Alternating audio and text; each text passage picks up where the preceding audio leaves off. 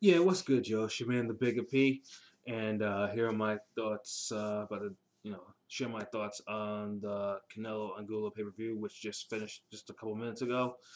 Um, Interesting pay-per-view. I'll say this, especially since it was wildly different from the one that was originally announced. As everyone knows, I mean, there were two fights on there that were supposed to be on there, but for different reasons, were taken off or replaced. The first one was the Figueroa versus Ricardo Alvarez fight, where Figueroa re-injured his hand again. And my thing was, because my thing is for that fight is he never truly recovered from that fight with Arakawa. Not in the sense of taking shots to the head, because I don't think that's the case, but more or less he was forced to dish out a serious amount of power punches with his hands over 12 rounds, whereas his previous fights they weren't going that long. And I think while probably in terms of taking shots at it, he's probably fine. I'm pretty sure probably he probably sent his hands over the limit in terms of how much they can actually take. And I was disappointed um, that fight was canceled because I was looking forward to see what he had left. Um, but in the end, it actually turned out that fight turned out to be a blessing in disguise for Ricardo Alvarez. We'll get to that in a little bit. And the second fight, of course, was the fight between Carlos Molina and Jamal Charlo. Now, I was looking forward to this fight because I'm a fan of Molina. I'm a fan of good spoilers, and Molina is the best spoiler in the game so far. So I was looking forward, and Charlo was on his little streak of 7, 8 fights where we scored knockouts, and I was looking to see whether or not Molina will spoil him or Charlo was actually the true goods and actually take the belt. So imagine my surprise about 5, 6 days ago. I'm at my desk at work, and I'm during a brief break from what I do, and so I go on boxingscene.com and I read that Molina got arrested. Um, Talking about he was a sex offender and he failed to register as one. That blew my mind because I'm like, Molina, a sex offender. Now I was hoping that it wasn't going to be some real like disturbance, like he's over there touching little kids' booties and shit like that. But it turned out to be just something. It just turned out to be an incident where he just got caught up in the system. Um, got caught up in the legalities of stuff, and why he got cleared on that, I believe, what forced him to get canceled, the cancellation of the fight was the fact that he wasn't a U.S. citizen supposedly, and he was staying in his country. So ICE currently has him detained, and possibly he's going to be deported. Thus, since he couldn't be released, that's the unfortunate thing. That fight was taken off the card. So that actually brought us to two interesting fights that actually got bumped up to the main card. Um, the fight between Jorge Linares and Hito Arakawa, that was actually supposed to be in the fights in the show Extreme. That was the first fight that got bumped up. And I didn't mind that fight because Arakawa and Linares. I always thought I thought it was gonna be an interesting fight in the first place. So it would be like, yeah, it's Addis Born, get the give those boys some pay per view money.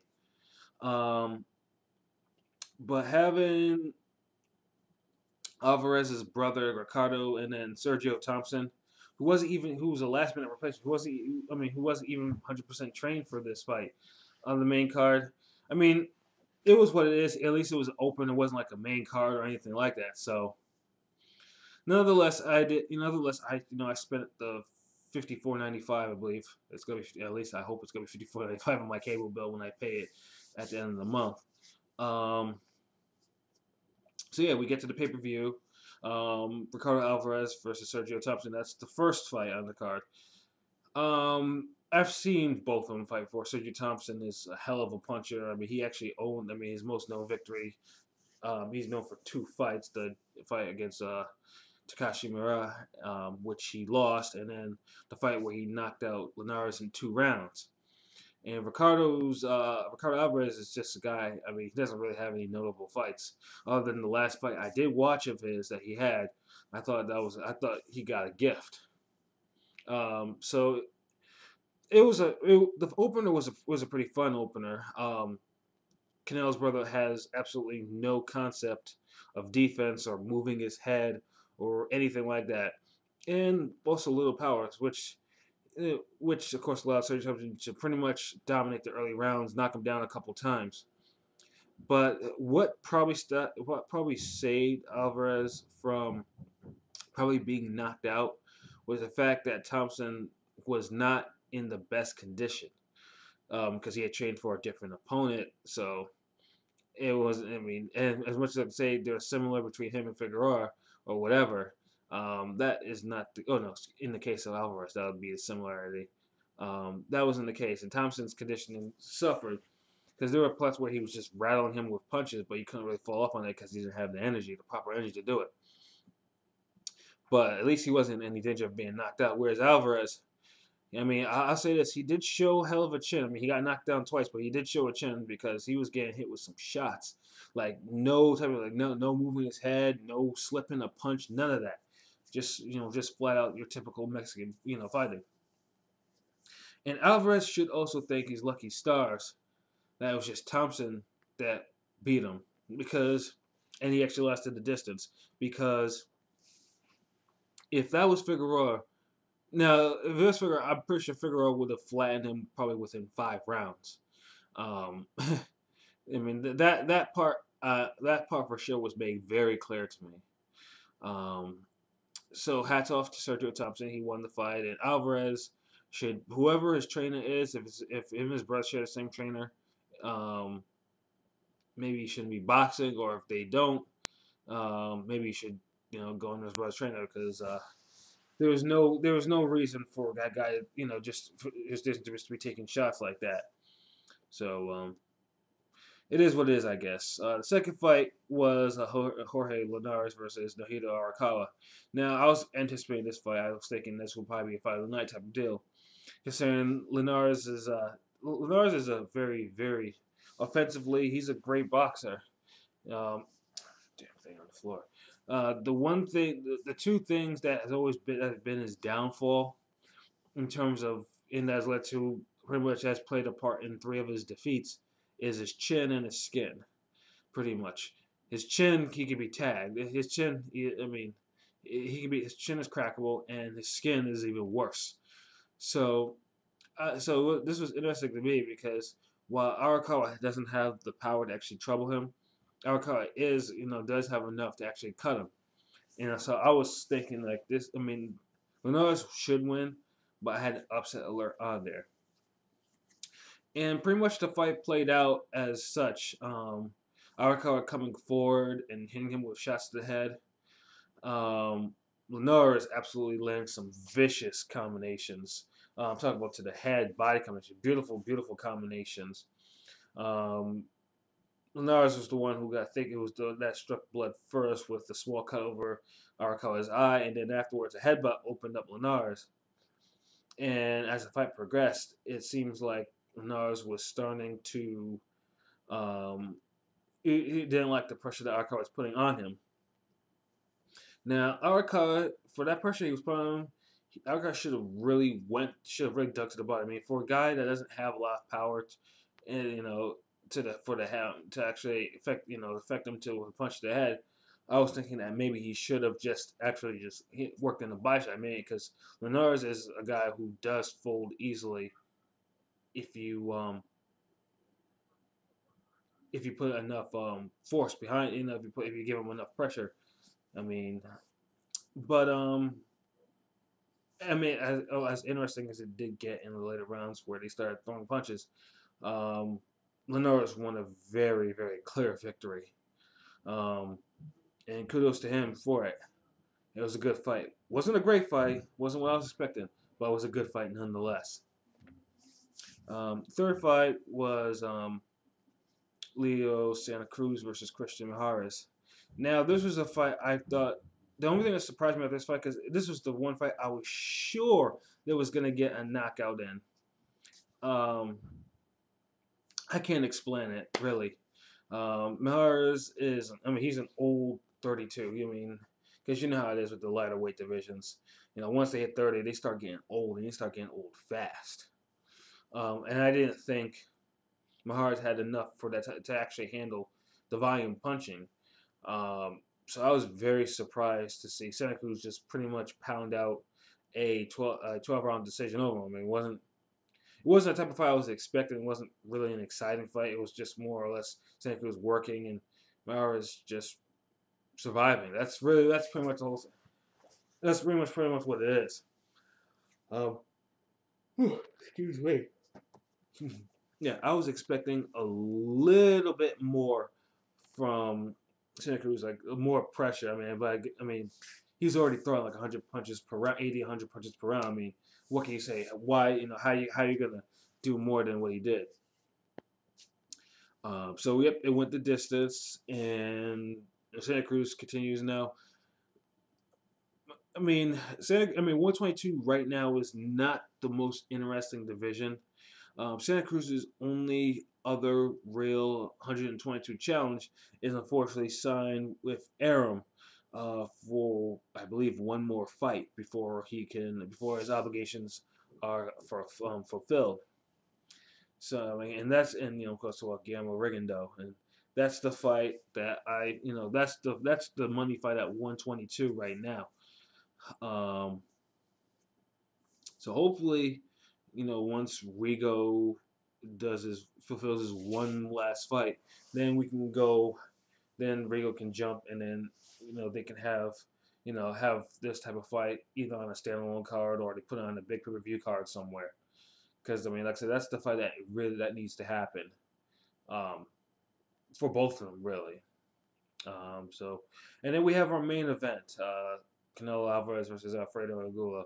Now, in All Access, um, I thought Angulo looked absolutely. I thought Angulo looked good. Like he's training, like he's not. I mean, doing the track training and everything. I thought he was trying to get stand up and he was ready to go. Meanwhile, I saw Canelo just doing the same thing he usually did for the Mayweather fight. It didn't seem like. I mean, I didn't see anything different. So so I had this was the second fight that I had upset alert on, and then we had the whole fuckery with the weight thing, where both of them technically didn't make weight. Canelo weighed in at 155, and Angola was 154.5. Excuse me. They were 154, so technically they were over the 154 limit. Now, what was confusing to me about this was the fact that somewhere in the contract they allowed a 154 plus one stipulation or whatever, which didn't make sense. I mean, it wasn't a catchweight fight. It was supposed to be a 154 fight, and even then, would losing 1 pound kill them, or especially Angola losing a half a pound to actually try to make weight? I mean, they could sweat it out. They could probably even pee it out, you know. But yeah, there was a whole bunch of, and then because I think because Canelo said he wasn't gonna make it, so he gave him a couple hundred G's or whatever to Angola for the fight to continue. Even though it didn't make sense because they weren't really both of them were only just minor, overweight. Although I do have a thing, boxers should always make their weights. I mean, if it was contracted at 155, so be it. But if it was supposed to be like 154, you're supposed to make 154. The fight itself was brutal to watch. It was brutal from round one. The story was just Canelo just whipping these combinations, hard, fast combinations at a very stationary Angulo. Like at first, I thought maybe Angulo was trying to do like a rope a dope or waiting to see if Canelo will blow his load, so to speak, by 5 or 6, and he'll start breathing hard. But that wasn't the case, and because that wasn't the case, Angulo was taking a surprisingly bad beating. I couldn't even understand what was happening. Angulo was just slow. His punches had no pop. I mean, if he either overtrained, undertrained, shot. Because I've never seen him look like this. I mean, no, I'm lying. The only time I seen him look like this was in his fight with James Kirkland, in which he did blow his load in the first round, and afterwards was like a zombie, while Kirkland just raked him with punches. And this was almost similar to the same. This was almost similar to the same thing. Like at first, I thought round 8 was probably the most life that Angulo had to fight, and he was starting to catch him. I'm thinking to myself, okay, his strategy is he had to wear him out. But the ninth one, he just got destroyed again, and in the 10th round, I saw Weeks. When I saw Weeks, taking a step forward, before he actually stopped, I was like, okay, he's waiting for one more combination, and then he jumped in via, Canelo landing uppercut way out there on Angulo. So that's where the fight stuff. Now it was kind of sad watching Angulo babble. I mean, he was babbling in broken English and crying, trying to say that it was a bad stoppage. I honestly couldn't disagree with it, because Angulo wasn't offering anything other than just being a punching bag. He was just literally taking punches, like 4 punches combination, and that was the fight. And I couldn't believe this. And Angulo's a tough guy, but you know, I was like, and I was screaming at the TV. I was like, move your head, move your fucking head. Like, why you just staying stationary, and just taking these type of shots. I mean, most people probably will disagree that maybe you shouldn't stop right there. I had no problem with it, because it was getting to the point where the end goal was so far behind that he would need a knockout, and he didn't have anything. He wasn't showing anything that say that would say that, hey, he could probably end the fight in the next couple rounds. So I mean, that's pretty much it. I mean, right now Canelo most likely, I say he'll either go after a title, or maybe go after Laura, who was in the audience, and that would be a really good 154 fight.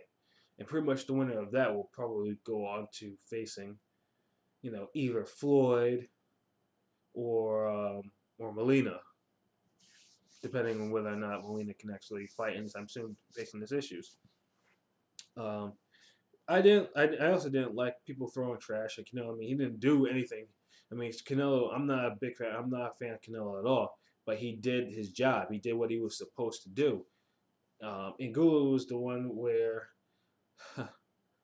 I mean, I just don't know what their game plan was, or anything like that. I mean, one thing's for sure, that Angulo probably needs a couple soft touches.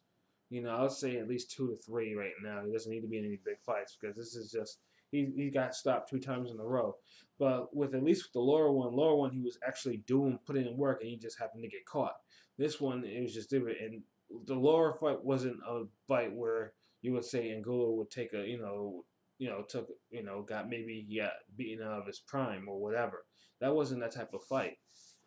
But he just looks slow. I mean, I'm guessing he's either overtrained for this fight and a strategy that didn't really suit him. But whatever the cause was, they gotta go to the drawing board, or they gotta give him some light touches. Else, dude will probably be finished very soon. So that's basically my view. That's what my view on the card. I paid for it. I didn't feel like streaming it. 54.95 is not going to kill me. I make a good living. So I was like, let me just do this. And although my opinion is this card should have just been on regular free Showtime, it would have still gotten the ratings that people were looking for, because I have Showtime as a package on my TV. So yeah. So next week it will be the Danny Garcia Mauricio Herrera card, and till then, right, peace.